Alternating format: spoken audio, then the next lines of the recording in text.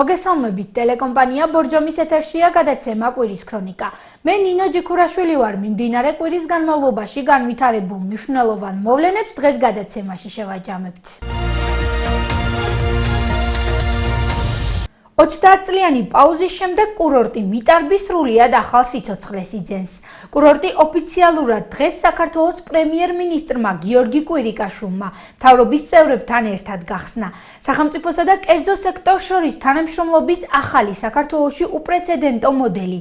ასე შეაფასა მთავრობის მეთაურმა 150 მილიონიანი ინვესტიციის განაწილება სახელმწიფოსა და კერძო სექტორს შორის, რომლის შედეგად სახელმწიფომ ააშენა საბაგირო გზა, გაარემონტა გზები, ხოლო კერძო კომპანია GRDC ახორციელებს ინვესტიციებს სასტუმროების, აპარტ-ოტელების, მაღაზიების, გასართობი ცენტრებისა და პარკინგების მშენებლობაში. კოხტა მიტარბის საბაგიროების მშენებლობის პროექტი მთავრობამ 48 მილიონი ლარით დააფინანსა. კერძო ინვესტორი კი 70 მილიონი ლარის ინვესტიციას განახორციელებს. ეს არის სრულიად ახალი მოდელი, რომელსაც ჩვენ გამოვიყენებთ ასევე სხვა კურორტებზე. დაწყებულია ასევე კოხტა მიტარბის კურორტის გენერალური დაგეგმარების გეგმის შედგენა და უახლოეს მომავალში იქნება ახალი მასტერ პლანი, რომლის მიხედვითაც უკვე კანონზომიერად განვითარდება ეს კურორტი და არ იქნება სტიქიური განვითარება. თქვენ ხედავთ ამ ულამაზეს ლანდშაფტს, რომელშიც არის ჩაფლული ეს ულამაზესი კურორტი და მე ვფიქრობ, რომ ამ ინვესტიციებით ბორჯომი, ბაკურიანის და კოხტა მიტარბის ერთიანი კომპლექსი შეიქმნება, რომელიც იქნება მსოფლიოში ერთ-ერთი ულამაზესი კურორტი. პრემიერმა ბორჯომ ბაკურიანის ვიწროლიანდაგიანი სარკინიგზო ხაზის აღდგენის შესახებაც ისაუბრა და აღნიშნა, რომ ეს იქნება ახალი წლის მისალოცი რეგიონის მოსახლეობისთვის. ბორჯომ ბაკურიანის მატარებლის ეგრეთ წოდებული კუკუშკას 4 ვაგონს კაპიტალური რემონტი ჩაუტარდა. დაუბრუნდა ის ძველი იერსახე, რაც ადრე ჰქონდა. მოხდა ყველა ტექნიკური ნაწილის განახლება და გაუხანგრძლივდა საექსპლუატაციო ვადა. 23 ადგილიანი ვაგონები მგზავრებს დღეიდან მოემსახურება. დღეს ასევე გავხსნით აღვადგენთ უпроსოდ გავხსნით აღდგენილი ვიწროლიანდაგიანი ბორჯომი ბაკურიანის ეგრეთ წოდებული კუკუშკის ხაზს, რომელიც იქნება ასევე დაბრუნება ბავშვობაში, მაგრამ ასევე გზა მომავლისკენ.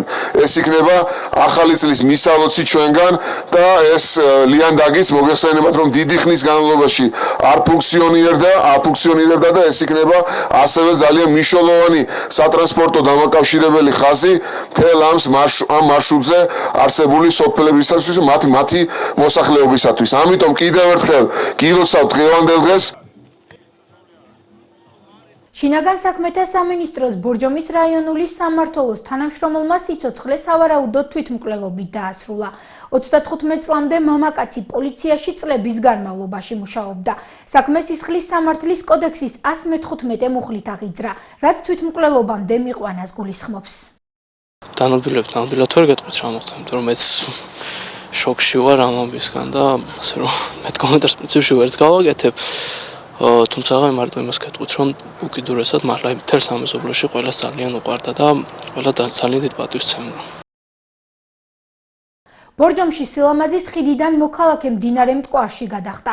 შემთხვევა 23 დეკემბერს დილით დაახლოებით 9 საათზე მოხდა. ბორჯომში მცხოვრები 1963 წელს დაბადებული მլ მაშველებმა მდინარე მტკვრიდან გარდაცვლილი ამოიყვანეს. სამძებრო სამუშაოების შემდეგ ცხედარი სამაშველო სამსახურმა ყვიბისის ხიდის მიმდებარე ტერიტორიაზე ნახა. გამოძიება სისხლის სამართლის კოდექსის 115 მუხლით მიმდინარეობს, რაც თვითმკვლელობამდე მიყვანას გულისხმობს. ჟურნალისტ გიორგი გასვიანის საქმეზე გამოძიება გრძელდება. მიმდინარე კვირაში მოწმეები დაიკითხნენ. საქმე 2 მუხლით არის აღძრული. ჟურნალისტი მასზე განხორციელებულ ძალადობაში ბორჯომის პოლიციის თანამშრომელს და მასთან ერთად მყოფ 2 პირს ადანაშაულებს. საქმეს გენერალური ინსპექციაც იძიებს, ასევე დამოუკიდებელი ექსპერტი ერთვება საქმეში, მაია ნიკოლაიშვილმა შემომთავაზა და ჩაერთვება, ასევე ჩაერთვება საქმეში ადვოკატიც და თბილისში ვაგრძელებთ ამას. მე ბოლომდე მივყვები ამ საქმეს, იმიტომ რომ მეც და ჩემს ირგვლივ ყველამ აქ როდესაც მოვედი, როგორ შემოვედი და რანაირად და ის დაზიანებები რაც აღმომაჩნდა ექსპერტიზის დროს და კიდევ დამოუკიდებელ ექსპერტად ჩავატარ, ეს ყველაფერი მტკიცებულებებია, ის ვიდეო კამერა, რომელიც სასტუმროსი რომელიც აფიქსირებდა ამ ყველაფერს რაც მოხდა და აქვთ მათ ეს მასალები და იმედი მაქვს რომ პროკურატურა ამით დაინტერესებულია. საქმეს სამცხე-ჯავახეთის საოლქო პროკურატურა იძიებს გამოძიება 2 მუხლით სისხლის სამართლის კოდექსის 126 მუხლის პირველი ნაწილით და 333 მუხლის მესამე ნაწილის B ქვეპუნქტით მიმდინარეობს, რაც ძალადობას და სამსახურეობრივი უფლებამოსილების გადამეტებას გულისხმობს. საზოგადოებრივ წესრიგსა და დამსვენებელთა უსაფრთხოებას მოთხილამურე პატრული ბაკურიანშიც დაიცავს. შინაგან საქმეთა მინისტრი გიორგი მღებრიშვილი საპატრულო პოლიციის დეპარტამენტის მოთხილამურე პატრულის თანამშრომლებს შეხვდა და სამუშაო პროცესთან დაკავშირებით დავალებები მისცა. აღნიშნული პროექტის განხორციელება 2016 წლის იანვარში დაიწყო. სიახლე პირველ ეტაპზე საპილოტო პროექტის სახით გუდაურში ამოქმედდა. პროექტმა საკმაოდ პოზიტიური გამოხმაურება პოვა. მე შარშან დაგპირდით თქვენს და საზოგადოებასაც, რომ ანალოგიური მოთხილამურე პატრული ჩვენი ტურისტების დამსვენებლების უსაფრთხოებას დაიცავდნენ საქართველოს მასშტაბით ყველა სამთო-სათხილამურო კურორტზე და წელს უკვე მინდა გითხრათ, რომ სპეციალური ეკიპირებით აღჭურვილი, ახალი ეკიპირებით აღჭურვილი ჩვენი პოლიციელები სამთო სათხილამურო კურორტებზე დაიცავენ საზოგადოებრივ წესრიგს. გადმოგვეცა სრიალისთვის საჭირო ინვენტარი და სრული ეკიპირება და მზად ვართ საქართველოს ყველა სამთო სათხილამურო კურორტზე დავიცვათ მოქალაქეთა უსაფრთხოება და წესრიგი. ბაკურიანში სამივე სათხილამურო ტრასაზე 15 მოთხილამურე პატრული იმუშავებს. როგორც ადგილობრივების, ასევე დამსვენებლების უსაფრთხოებაზე ისინი მთელი სეზონის განმავლობაში იზრუნებენ. ბორჯომში მცხოვრებ დევნილ ოჯახებს ბინები გადაეცათ. საცხოვრებელი ფართის მფლობელი 20 დეკემბერს 55 ოჯახი გახდა. ბინების განაწილების პროცესს დევნილთა და განსახლების მინისტრი ადგილობრივი ხელისუფლების წარმომადგენლებთან ერთად დაესწრო. სახლის გასაღები ახალმოსახლეებს სოზარ სუბარმა გადასცა. 24 ბინიანი კორპუსი დამთავრდა, საიდანაც 55 ბინა განაწილდა. ეს 55 ბინა არის 20 ოროთახიანი, 8 სამოთახიანი, დანარჩენი ერთოთახიანი. თვითონაც ხედავთ, რომ არის ძალიან კარგად გარემონტებული, კარგ ადგილზე და კარგი ფართები, რაც თავარია სამოთახიანის, ოროთახიანის, ერთოთახიანის არის ძალიან დიდი ფართები, დიდი სამზარეულოთი, დიდი სველი წერტილით. ყველგან არის შემოყვანილი 2 წერტილი გაზის და არის რა თქმა უნდა ბუნებრივი არის, რა ქვია, დენი და 4 წელი ამ ბინას ველოდებით. ძალიან ცუდ პირობებში ავარიულ კორპუსში ვცხოვრობდით. არ იყო საკმარისი ფართი და ისიც ძალიან გაუსაძლესი მდგომარეობა იყო. რა თქმა უნდა, კმაყოფილები ვართ, მადლობელი ვარ. ერთადერთი გამათბობელი აკლია, დანარჩენი ახლა ნორმალურ ფარგლებშია ყველაფერი. ფაშლოვანაში ყოფილი საავადმყოფოს 4 სართულიან შენობაში სარეაბილიტაციო სამუშაოები რამდენიმე თვის განმავლობაში მიმდინარეობდა. სულ მშენებლობის ღირებულებამ 1,716,182 ლარი შეადგინა. იუსტიციის სამინისტროს სახალწო აქცია გრძელდება. აქციის ფარგლებში მოქალაქეებს პირადობის მოწმობის აღება უფასოდ, ბიომეტრიული პასპორტის მიღება კი ნახევარ-ფასად შეეძლებათ. აქცია 15 დეკემბერს დაიწყო და 9 იანვრამდე გაგრძელდება. აქციის მიზანი ამომრჩეველთა ერთიანი სისრულყოფაა. საქართველოს მოქალაქეებს, რომელთაც შეუსრულდათ 18 წელი, ან შეუსრულდებათ 2017 წლის 2 ნოემბრამდე 18 წელი, შეეძლებათ ისარგებლონ ელექტრონული პირადობის მოწმობის დამზადებით 10 სამუშაო დღეში სრულიად უფასოდ, ხოლო ბიომეტრიული პასპორტის შემთხვევაში შეუძლიათ ისარგებლონ 50%-იანი ფასდაკლებით, ანუ ნაცვლად 100 ლარისა შეეძლებათ, რომ 50 ლარა დაიბზადონ ბიომეტრიული პასპორტი.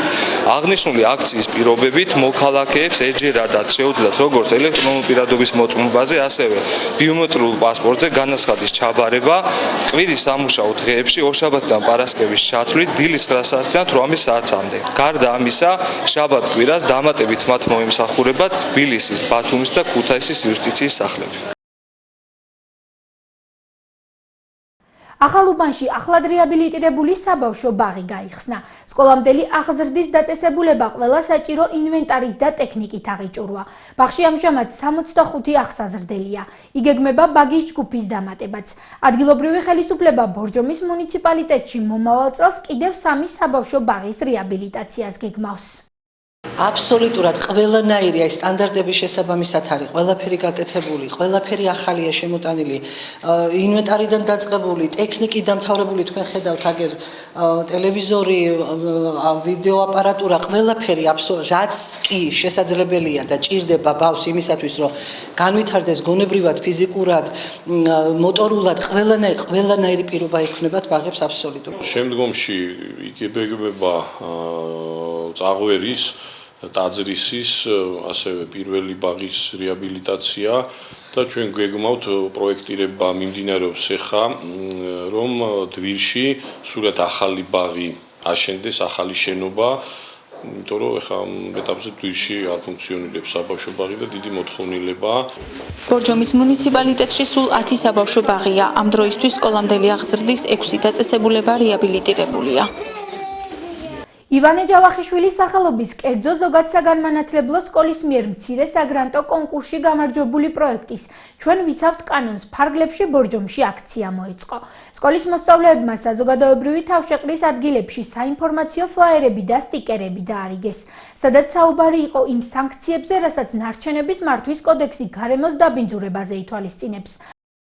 დღევანდელი აქცია მიმდინარეობს დღეს როგორც ბორჯომში, ასევე მთლიანად სამცხე-ჯავახეთში 24 სკოლაში. მივესალმები იმას, რომ ახალგაზრდები არიან საკმაოდ აქტიურები, ფიქრობენ სათავისი რეგიონის მომავალზე და ვფიქრობთ, რომ სწორედ ჩვენი პროექტის და ჩვენი პროგრამის ვალდებულებას წარმოადგენს ის, რომ ხელით შევუწყოთ მათ აქტივობებს. ეს აქცია არის გზავნილი საზოგადოების მიმართ თხოვნით დავიცვათ ბუნება, არ დავანაგვიანოთ იგი, რათა ვიცხოვროთ სუფთა გარემოში, როგორც ეკოლოგიური, ისე ესთეტიკური თვალსაზრისით. ამ აქციით ჩვენ საზოგადოებას ვახსენებთ იმ სანქციებს, რასაც ითვალისწინებს კანონი ნარჩენების შესახებ.